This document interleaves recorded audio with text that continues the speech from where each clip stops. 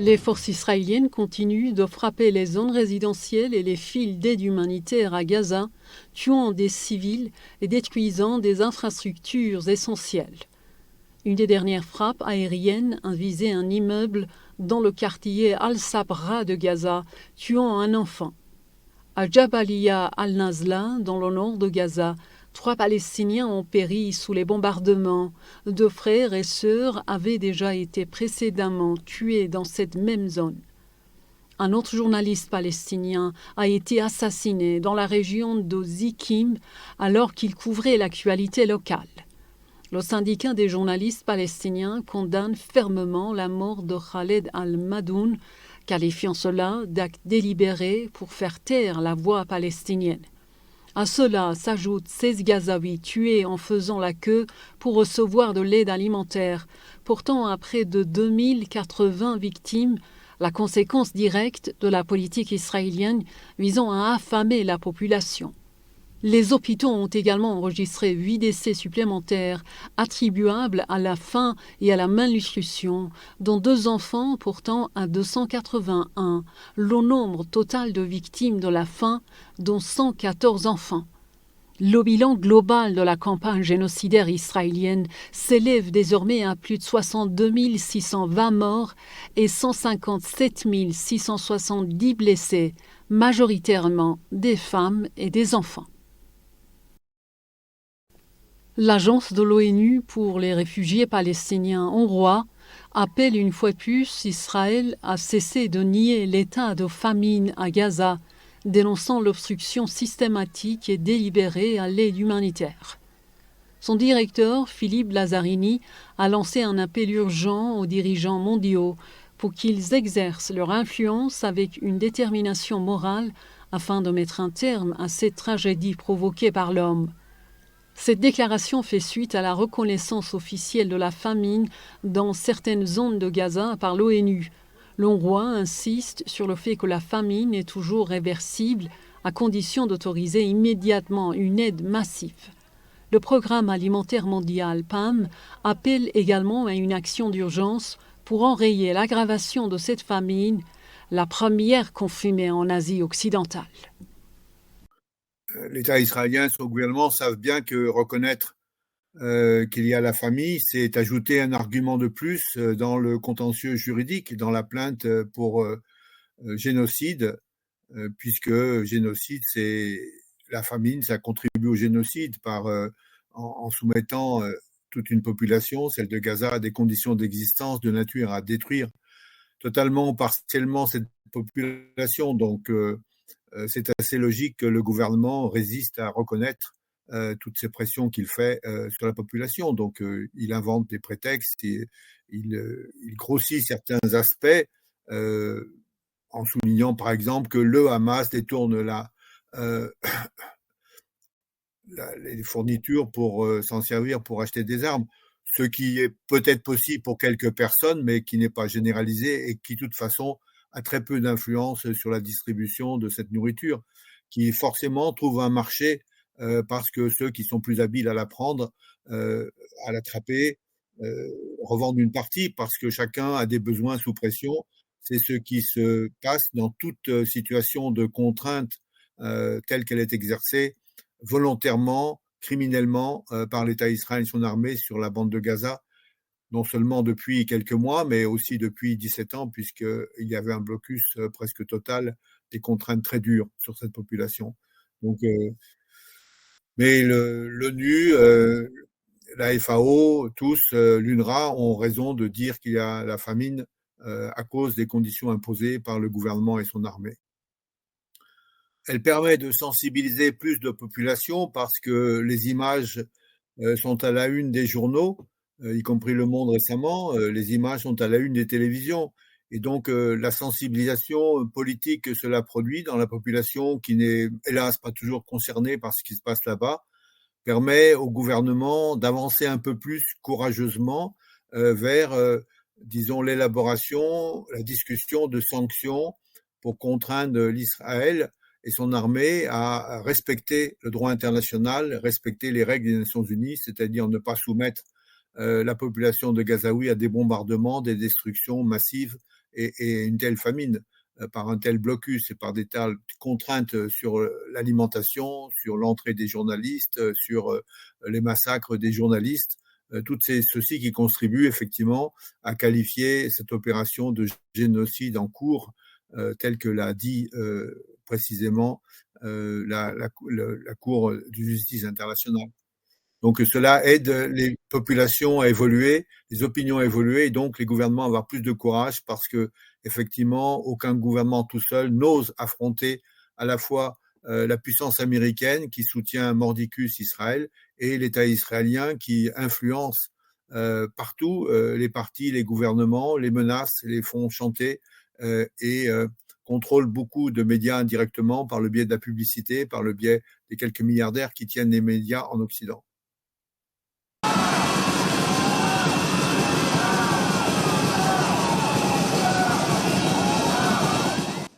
Des centaines de manifestants ont investi les rues de Tel Aviv, participant à un nouveau rassemblement hebdomadaire pour protester contre la gestion par le Premier ministre israélien Benjamin Netanyahou de la guerre à Gaza. Ils ont également réclamé un cessez-le-feu avec le Hamas afin d'obtenir la libération des derniers captifs détenus dans la bande côtière sous blocus de l'armée sioniste. Les manifestants se sont rassemblés devant le quartier général militaire israélien, allumant des feux et scandant des slogans pour exprimer leur colère face aux politiques de Netanyahou et à son refus de conclure un accord de cessez-le-feu avec le Hamas. Parmi eux figuraient des proches des captifs israéliens à Gaza. Les protestataires ont aussi accusé Netanyahou et son gouvernement extrémiste de privilégier leurs intérêts politiques au détriment de la vie des prisonniers. Ces manifestations surviennent après que le ministre israélien des Affaires militaires a averti que la ville de Gaza pourrait être détruite lors d'une nouvelle opération militaire, alors même que la famine se propage dans la région. Mercredi, le régime sioniste a mobilisé 60 000 réservistes, signe qu'il poursuit son plan d'occupation de la ville de Gaza malgré la condamnation internationale. Le mouvement palestinien de la résistance, Hamas, salue la démission du ministre néerlandais, qualifiant le geste de prise de position courageuse depuis l'Europe. Le Hamas a rendu hommage à la démission du ministre des Affaires étrangères des Pays-Bas ainsi qu'aux d'autres ministres, faute d'avoir obtenu de nouvelles sanctions contre Israël. Casper Veldkamp avait défendu au cours de plusieurs conseils des ministres un durcissement de la politique néerlandaise face aux actes génocidaires du régime israélien en cours dans la bande de Gaza, en vain. Pour le mouvement palestinien de la résistance, cette démission est un acte courageux et éthique. Il souligne que ce geste réaffirme le respect du droit international et envoie un signal fort. Il est impératif d'agir pour stopper l'agression du régime israélien contre les civils. Avant sa démission, le ministre néerlandais avait notamment proposé d'interdire l'entrée sur le territoire néerlandais de certains responsables israéliens et demander la fin des accords militaires et commerciaux européens avec Israël. Des dizaines de milliers de personnes sont descendues dans les rues d'Australie pour protester en solidarité avec les Palestiniens, l'un des plus grands mouvements de soutien jamais vus dans le pays. Des milliers d'Australiens ont participé ce dimanche à des rassemblements pro-palestiniens dans un contexte de relations tendues avec Israël à la suite de la décision du gouvernement australien de reconnaître un État palestinien. Ces rassemblements ont eu lieu dans une quarantaine de villes avec environ 100 000 participants à Sydney et à Melbourne et entre 10 000 et 50 000 à Brisbane selon les organisateurs. Les manifestants réclament des sanctions immédiates contre Israël et l'arrêt des ventes d'armes à ce régime d'apartheid. Ces mobilisations monumentales s'inscrivent dans la foulée de la déclaration de famine en Palestine par les Nations Unies, dénonçant l'usage de la faim comme arme et le blocage humanitaire illégal de Gaza. Le leader de la révolution islamique, l'ayatollah Sayyid Ali Khamenei, a souligné la nécessité de préserver l'unité nationale et de soutenir les responsables du pays, avertissant que les ennemis cherchent à semer la division après avoir échoué à vaincre l'Iran par la guerre. S'exprimant lors d'une cérémonie de deuil marquant l'anniversaire du martyre de l'imam Reza, dimanche 24 août, le leader de la révolution islamique a déclaré à des milliers de personnes de tout horizon que le bouclier invincible de la solidarité entre le peuple, les responsables et les forces armées ne doit jamais être affaibli. L'ayatollah Khamenei a affirmé que la nation iranienne avait résisté fermement à l'appel insultant à la soumission des États-Unis et qu'elle continuerait à résister avec force. Il a souligné que les ennemis ayant compris à la lumière de leur défaite militaire que l'Iran ne peut être contraint à l'obéissance par la guerre, poursuivent désormais l'objectif d'affaiblir le pays par la discorde. Le leader de la révolution islamique faisait référence à la guerre d'agression israélo-américaine contre l'Iran, lancée le 13 juin dernier. La guerre a été interrompue le 25 juin à la suite des frappes de missiles incessantes de l'Iran contre Israël, qui ont mis à mal les systèmes de défense du régime d'occupation. Selon l'ayatollah Khamenei, tous les Iraniens, y compris les intellectuels et les personnalités médiatiques, doivent préserver l'unité acquise au lendemain de la guerre et soutenir les fonctionnaires, en particulier le président Pezeshkian, qu'il a qualifié d'assidu et d'infatigable. Un haut diplomate russe affirme que la Troïka européenne, composée de la Grande-Bretagne, de la France et de l'Allemagne, manque d'une stratégie claire pour sortir de l'impasse qu'elle est sur le point de créer si elle met à exécution sa menace d'invoquer le mécanisme de snapback, retour automatique aux sanctions de l'ONU contre l'Iran. L'envoyé permanent de la Russie auprès des organisations internationales à Vienne, Mikhail Ulyanov, a fait ces déclarations dans un message publié sur son compte X ce samedi 23 août. Il a proposé de mettre de côté les questions juridiques et procédurales qui ne donnent certainement pas à l'E3 le droit de déclencher le mécanisme de snapback et d'aborder la question d'un point de vue purement politique. Le diplomate russe a demandé si le trio avait une stratégie de sortie et une vision sur la manière de trouver une issue à l'impasse et qu'ils sont sur le point de créer. Les réponses à ces questions semblent être négatives, a souligné Ulyanov. Le snapback mettrait en vigueur 6 résolutions antérieures du Conseil de sécurité relatives à l'Iran, adoptées entre 2006 et 2010. Il rétablirait l'embargo sur les armes, qui interdisait au pays de fournir, de vendre ou de transférer la plupart des équipements militaires à l'Iran et interdisait à Téhéran d'exporter des armes.